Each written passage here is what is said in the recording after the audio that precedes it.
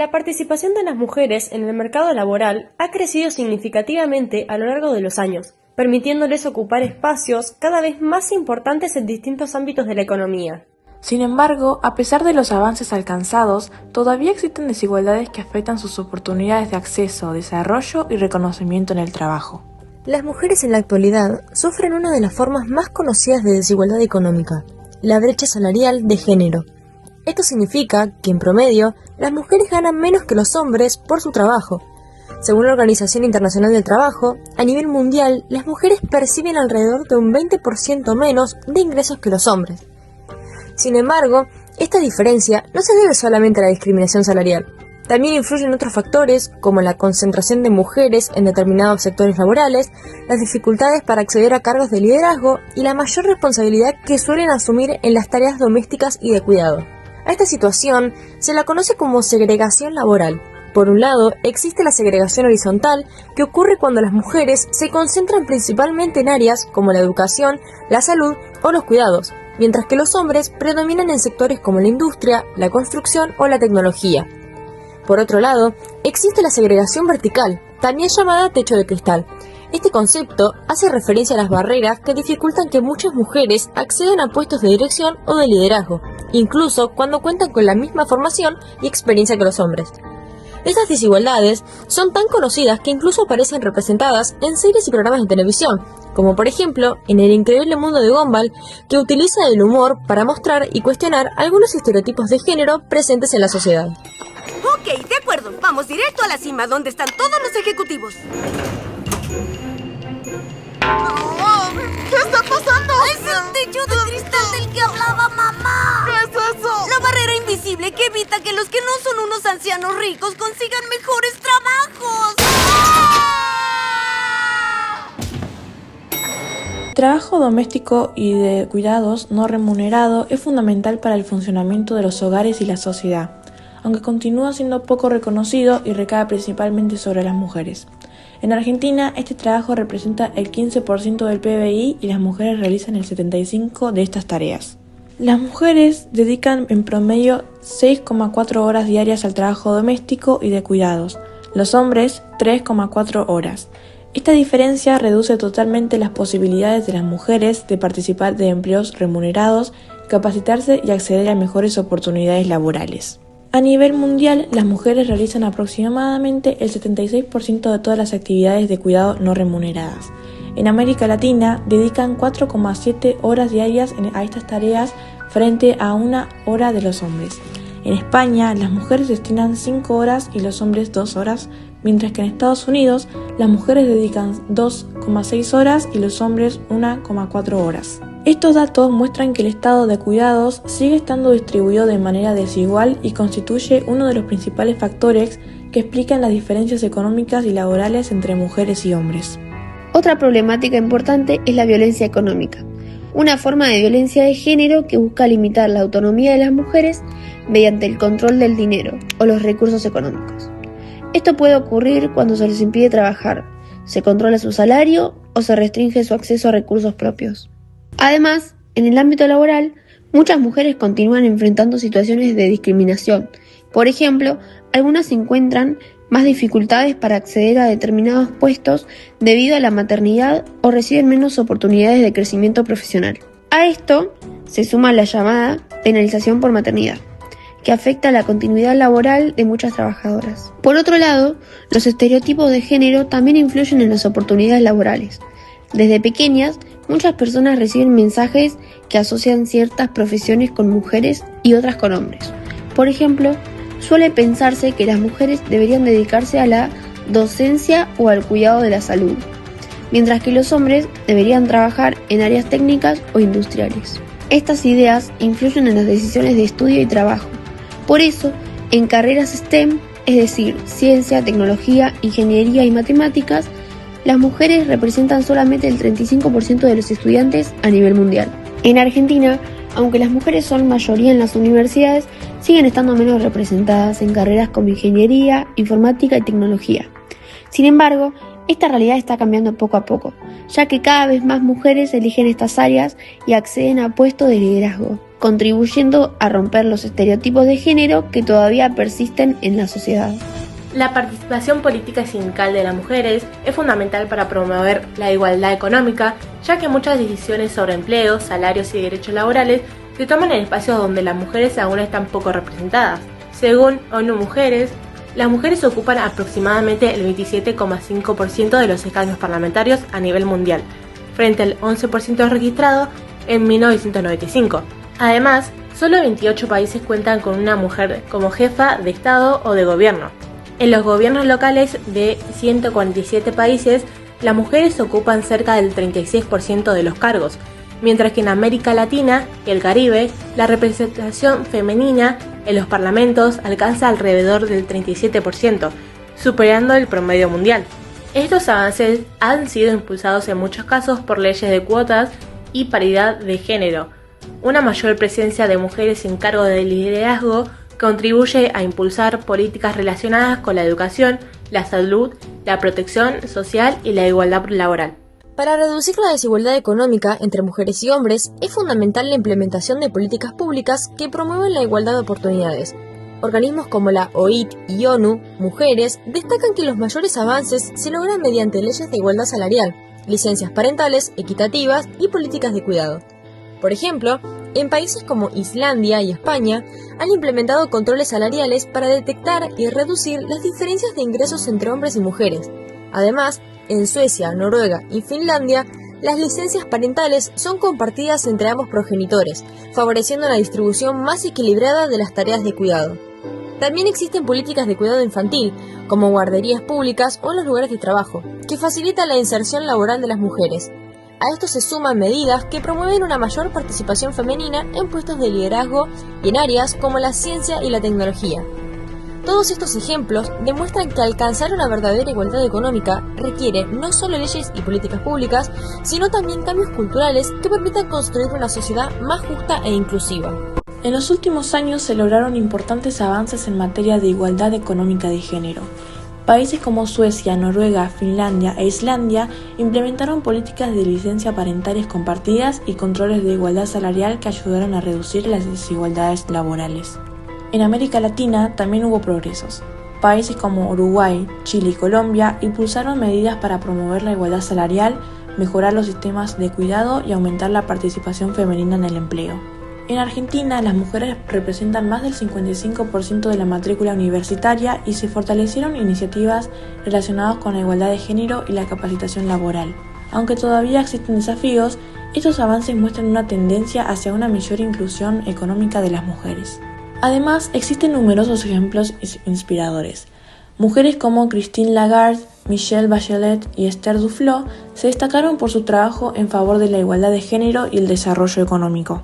También muchas empresas y organizaciones implementaron programas para promover la diversidad, el liderazgo femenino y la igualdad de oportunidades. A esto se suma el crecimiento de emprendimientos y cooperativas liderados por mujeres, demostrando que una mayor igualdad beneficia tanto a las personas como al desarrollo económico y social. En muchos países, la desigualdad económica de género no solo se explica por factores culturales, sino también por leyes que históricamente limitaron la autonomía de las mujeres. Según el Banco Mundial, hasta 2023 existían más de 90 países con al menos una restricción legal que afectaba la capacidad de las mujeres para trabajar, emprender o administrar bienes. Algunos ejemplos incluyen normas que exigían la autorización del esposo para trabajar, restricciones para desempeñarse en determinados sectores o limitaciones para firmar contratos y administrar propiedades. En Arabia Saudita, Irán, Sudán y Yemen, estas barreras legales han tenido un fuerte impacto en la participación económica femenina. Aunque muchos países han avanzado en la eliminación de estas restricciones, sus efectos aún persisten. Por ello, organismos internacionales destacan que la desigualdad ante la ley es una condición fundamental para alcanzar una verdadera igualdad económica y garantizar mayores oportunidades para las mujeres. Las desigualdades económicas de género no se deben únicamente a las leyes o al mercado laboral, sino que también a factores culturales y sociales que influyen en la vida de las personas, desde edades muy tempranas. En muchas sociedades todavía existe la idea de que las tareas del hogar y del cuidado de otras personas son responsabilidad de las mujeres. Como consecuencia, ellas realizan más del 75% del trabajo doméstico y de los cuidados no remunerados a nivel mundial. En Argentina, por ejemplo, aportan el 76% de las horas de cuidado. Además, en algunas regiones del mundo persiste costumbre que limita las oportunidades de las mujeres, priorizando el matrimonio o tareas domésticas, por encima de la educación y el desarrollo profesional. Los estereotipos también influyen en las elecciones de estudio y trabajo. Muchas veces se considera por ciertas profesiones son para mujeres y otras para hombres. Esto explica por qué las mujeres representan solo el 28% del empleo en tecnología e informática a nivel mundial. Sin embargo, esta situación está cambiando. Cada vez más mujeres acceden a carreras y empleos que antes estaban dominados por hombres, y muchos países impulsando políticas que promueven una mayor igualdad de oportunidades. Esto demuestra que los cambios culturales son fundamentales para construir una sociedad más justa e inclusiva. La educación es una herramienta fundamental para alcanzar la igualdad de oportunidades. Sin embargo, millones de niñas en todo el mundo todavía enfrentan dificultades para acceder y completar sus estudios. Según la UNESCO, alrededor de 129 millones de niñas no asisten a la escuela, y en algunas regiones muchas abandonan sus estudios debido a la pobreza, los conflictos o las responsabilidades domésticas. Estas situaciones tienen un impacto directo en las oportunidades laborales futuras. De acuerdo con el Banco Mundial, las mujeres que completan la educación secundaria tienen el doble de participación en el mercado laboral que aquellas que no lo hacen. Además, las restricciones al trabajo femenino también afectan al desarrollo económico de los países. Cuando las mujeres tienen menos oportunidades para trabajar o acceder a empleos de calidad, se desaprovecha una parte importante del potencial productivo de la sociedad. Por el contrario, los países que promueven la educación y la participación laboral femenina logran mejores resultados económicos y sociales. También se ha comprobado que cuando las mujeres acceden a empleos formales, aumentan los ingresos familiares y mejoran las condiciones de vida de sus hogares. Por eso, garantizar el acceso a la educación y al trabajo no es solo una cuestión de igualdad, sino también una inversión en el desarrollo y el futuro de toda la sociedad. Pero no todo es negativo. En la última década se registraron importantes avances en la igualdad económica de las mujeres gracias a reformas legales, programas educativos y políticas de inclusión laboral. En Arabia Saudita, la eliminación de restricciones para trabajar y emprender permitió aumentar un 60% el número de empresas registradas por mujeres entre 2018 y 2022. En India, programas de capacitación como Skill India ayudaron a que más de 5 millones de mujeres accedieran a formación técnica y digital, mejorando sus oportunidades de empleo. Además, países como Chile y Uruguay implementaron incentivos para fomentar la contratación de mujeres en sectores tradicionalmente ocupados por hombres. Por otro lado, el acceso a créditos para emprendedoras impulsó miles de proyectos liderados por mujeres en África, Asia y América Latina. Estos avances, por eso, demuestran que las políticas de inclusión pueden ampliar las oportunidades económicas femeninas y contribuir al desarrollo social y económico. La desigualdad económica de género continúa siendo un desafío presente en gran parte del mundo. A pesar de los avances logrados mediante leyes, políticas públicas y cambios culturales, muchas mujeres siguen enfrentando obstáculos como la brecha salarial, la segregación laboral, la sobrecarga de tareas de cuidado y las limitaciones impuestas por estereotipos de género. Esta problemática no solo afecta a las mujeres, sino también al desarrollo económico y social de los países. Por eso, promover la igualdad de oportunidades, garantizar el acceso a la educación y eliminar las barreras que limitan la participación femenina en el mercado laboral son acciones fundamentales para construir sociedades más justas, inclusivas y prósperas. La igualdad económica de género no es solo un derecho, sino también una condición necesaria para el progreso de toda la sociedad. Fábrica de arcoíris. Empleado del mes, sé el mejor hombre. Señor Yoshida, ¿por qué nunca hemos tenido a una mujer como empleada del mes? Si tenemos la fotografía de una mujer, distraería a todos los hombres. Entonces, ¿quién sería el empleado del mes? Bueno, quizá ya es hora de un cambio. Eso me recuerda, veo que ya lleva 5 años aquí. Es momento de un ascenso y darle su propia oficina. Muchas felicidades. Veré si puedo conseguirle un auto de la compañía. Nicole, ¿tienes el reporte que te había pedido? Lo puse en el escritorio del jefe. Eso me recuerda. Jim, leí tu reporte. Buen trabajo. Veré si puedo conseguirte tu propia oficina. Eso me recuerda. Deberías sonreír más, querida.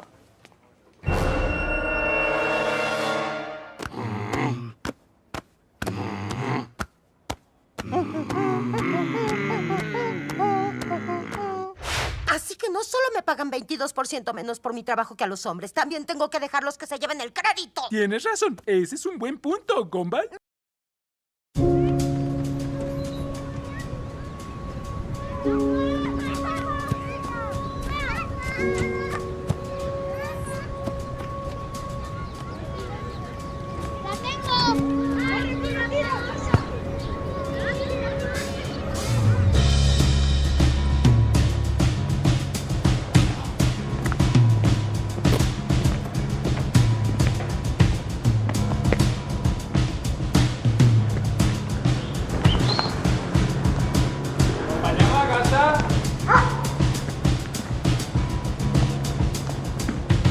Hola mamá, sí, estoy llegando. Blanca, baja, que tus amigas te están esperando. Blanca. Blanca, baja, hija.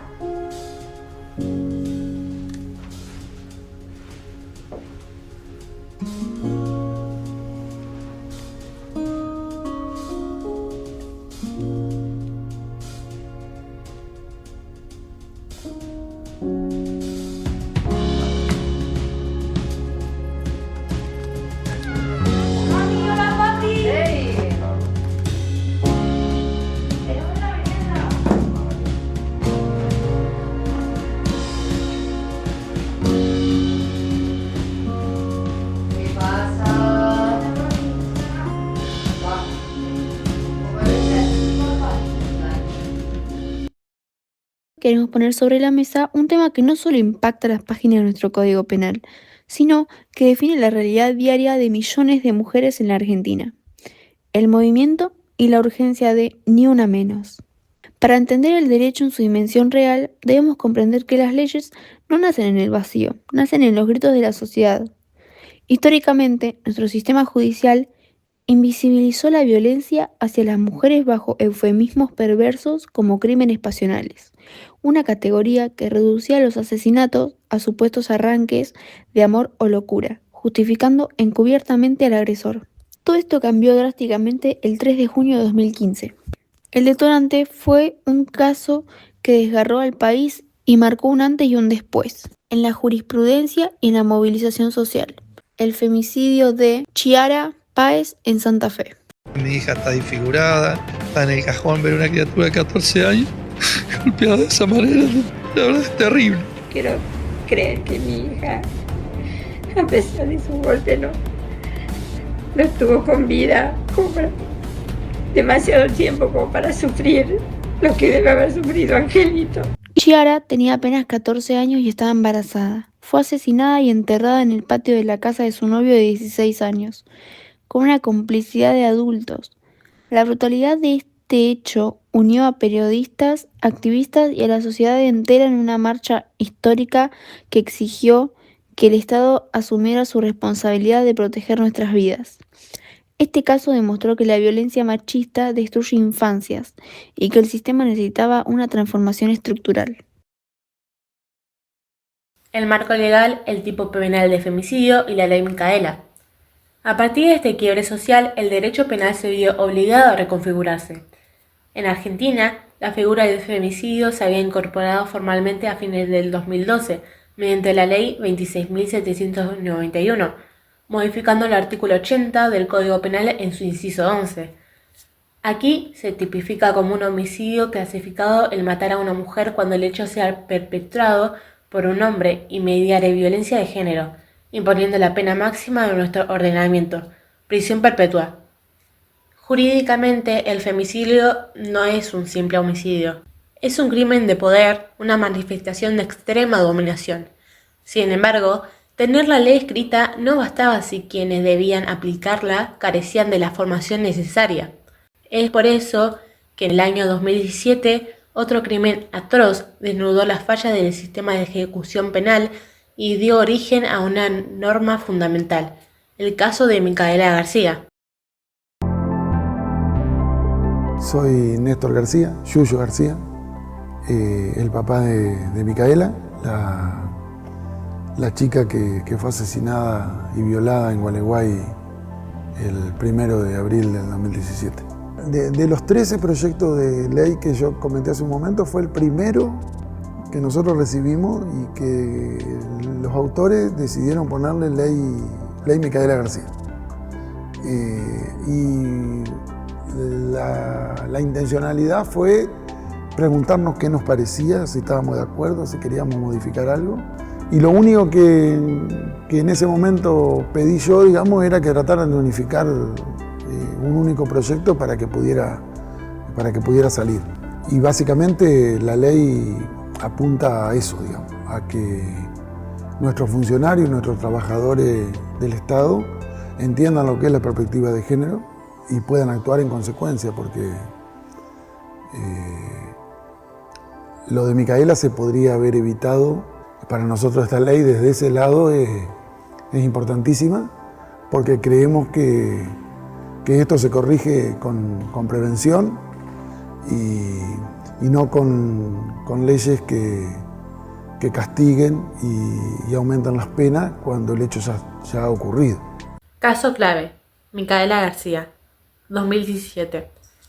Micaela, una joven militante de 21 años, fue violada y asesinada en Entre Ríos por Sebastián Wagner. Lo grave, jurídicamente, es que Wagner ya tenía una condena previa por 2 violaciones y gozaba de la libertad condicional otorgada por un juez de ejecución penal, que desoyó todos los informes psicológicos desfavorables. Este error estatal dio nacimiento a la Ley Micaela, Ley 27.499, que establece la capacitación obligatoria en perspectiva de género para todas las personas que integran los 3 poderes del Estado.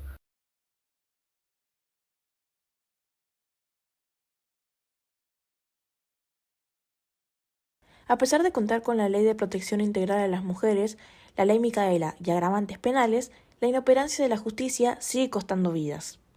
Cuando el papel de la ley no se traduce en acciones de protección real, el Estado se vuelve cómplice por omisión. Un ejemplo flagrante de esto fue el caso de Úrsula Baillo en 2021.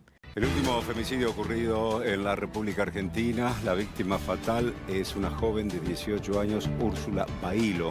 Ocurrió en cercanías de la localidad bonaerense de Rojas. No es nada fácil porque ustedes saben que Úrsula fue una nena buscada 10 años para traerla al mundo, ¿no? Y que su exnovio de 4 meses, un policía de la provincia de Buenos Aires, me la mate. Cuando me entregaron de la morgue las pertenencias de Úrsula, que son las pulseras que tengo puestas y algunos anillos de oro, a Úrsula le cortaron el dedo para robarle el anillo de oro. La misma policía se lo cortó al dedo. Así que bueno, no es fácil, porque sabés que estoy sola y que con 49 kilos menos, como te dije, levantarte el día a día y buscar estrategias para ver cómo no seguís tu vida, sino seguís para Úrsula y por Úrsula. Quien realizó 18 denuncias previas contra su femicida, un miembro de las fuerzas de seguridad.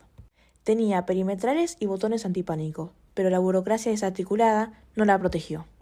Sigo por la destitución de los jueces, de fiscales, porque fue una muerte anunciada.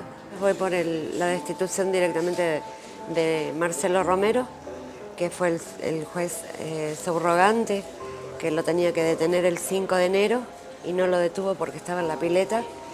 Y voy por Luciano Calegari, el juez de paz, que me dijo cuando lo denuncié que no era un muchacho peligroso y nunca comunicó a 1,5 cuadras que mi hija estaba suplicando y necesitando un botón antipánico. En vez de caminar, lo mandó por mail y lo abrieron el día 10 cuando me la mató el día 8. Sé que por lo menos un juez está llorando porque sabe que la destitución le va a caer y sabe que actuó mal con Úrsula. Pero bueno, el saber y el llorar a mí no me interesa, porque él sigue disfrutando de sus hijos y su familia, y yo aún quedé sola. Y Úrsula tenía derecho a vivir. Y que nadie le cortara, ni la mataran, ni la tajearan, ni le cortaran un dedo para robarle el anillo, ni la degollaran, ni le clavaran el cuchillo en el ojo para sacarle el ojo el asesino. No. Entonces no, tengo mucho por seguir.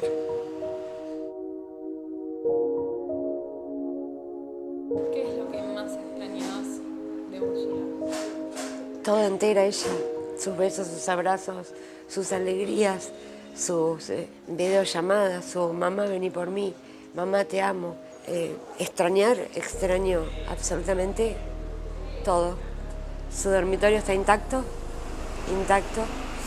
Fui regalando rosarios, imágenes, quedó su placar con 5 o 6 remeras, sus camperas todas, los recuerdos que se trajo de Disney y todo, su mesita de luz intacta, su televisor prendido porque ella miraba mucho lo que era deporte, así que, bueno, nada, su medallita de River con su vasito y su pulserita. Uno no sabe cuándo el barba que me debe una charla cara a cara, ¿no? Para preguntarle, ¿por qué me hizo esto? Pero cuando lo tenga cara a cara, puede ser dentro de un rato, ahora o cuando él decida. Pero yo sí sé que no fui mala. Fui 25 años catequista.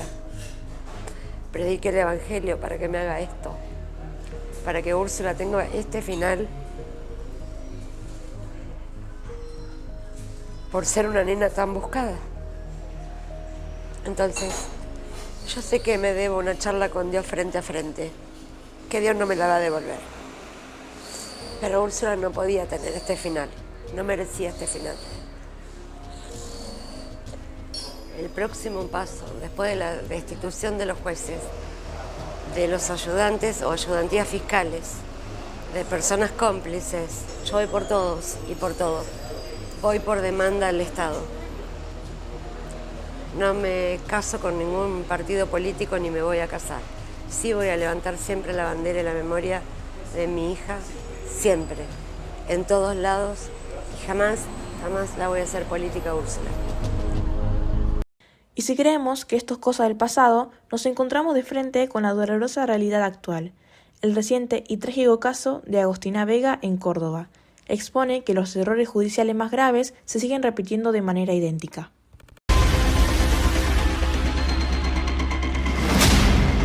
Es lo único que quiero. Quiero abrazar a mi hija, quiero verla sonreír. Si yo le diría que acá hay que entregarle una medalla de distinción a alguien, es a ese perro de gran capacidad que permitió en superficie una parte y bajo la superficie, llegar con su olfato. Puede ahorrarse el cinismo. Estamos hablando de una niña de 14 años asesinada en un caso de femicidio y usted felicita a los canes. Podría ser un poco menos cínico, ¿no le parece? ¿Hacen una autocrítica? Absolutamente ninguna. Agostina tenía tan solo 14 años. Tras su desaparición, el sistema judicial actuó con una lentitud inadmisible. La denuncia familiar fue inmediata, pero el Protocolo Nacional de Emergencia Alerta Sofía se activó recién 4 días más tarde. Peor aún fue la impunidad previa del imputado, Claudio Barrelier, quien tenía una denuncia penal grave de mayo de 2025 por haber secuestrado, atado y amenazado con un arma a otra joven. En su momento, la Fiscalía minimizó el hecho, tipificándolo solo como privación ilegítima de la libertad y otorgándole la libertad bajo fianza a los 20 días. Si la justicia hubiera aplicado perspectiva de género en 2025, evaluando la peligrosidad extrema del agresor, hoy Agostina estaría viva. Agostina era una nena feliz, era una nena que te transmitía una sonrisa y eso. Llegadas a este punto, como grupo de 4 mujeres nos hacemos una pregunta fundamental para nuestra formación. ¿Por qué un asesino se siente con el derecho de arrebatarle la vida a una chica? La respuesta está en la base de la pirámide de la violencia, en las conductas cotidianas que la sociedad naturaliza y que a nosotras nos hacen sentir constantemente inferiores, débiles y desprotegidas. Hablamos de la cultura de la culpabilización de la víctima. Vivimos bajo el escrutinio diario de nuestra vestimenta. Frases como ¿Y qué esperabas si salís vestida así? O esa ropa provoca, son ejemplos y trasladan la culpa de la agresión de la mente del criminal hacia el cuerpo de la mujer. Esto llega a las aulas judiciales cuando las defensas de los femicidas intentan indagar en cómo iba vestida la víctima o si había tomado alcohol, intentando justificar lo injustificable.